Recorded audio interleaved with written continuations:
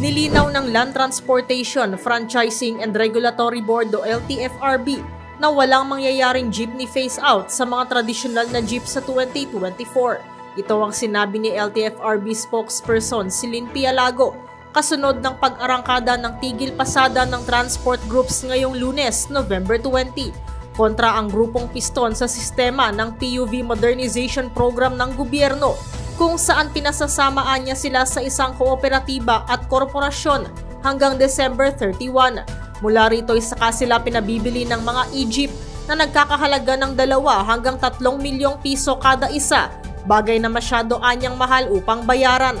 Pero paglilinaw ni Pialago, wala namang mape-face out na jeep basta't dapat pasado ito sa roadworthiness test ng Land Transportation Office o LTO.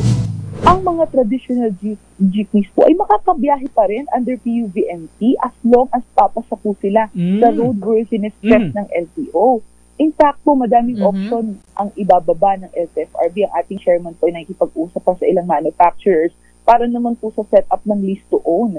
So actually ma'am, yung to directly answer the question, hindi po necessarily mean na ang PUVMT kailangan modernize ng mga jeepneys. Kailangan po physically yung kaha na nakikita natin sa TV, sa dyaryo, yun po dapat ang ipapalit sa mga jeepneys nilang traditional.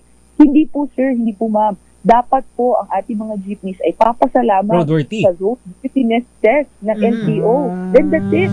Sabi pa ni Pialago, bukas naman sila sa pakikipagdialogo sa transport groups na nagrereklamo sa umano'y kalituhan sa proseso ng modernisasyon ng mga jeep.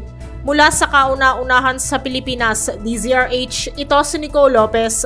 Tuloy-tuloy sa pagbabalita, tuloy-tuloy sa serbisyo, sama-sama tayo Pilipino. MBC Network News!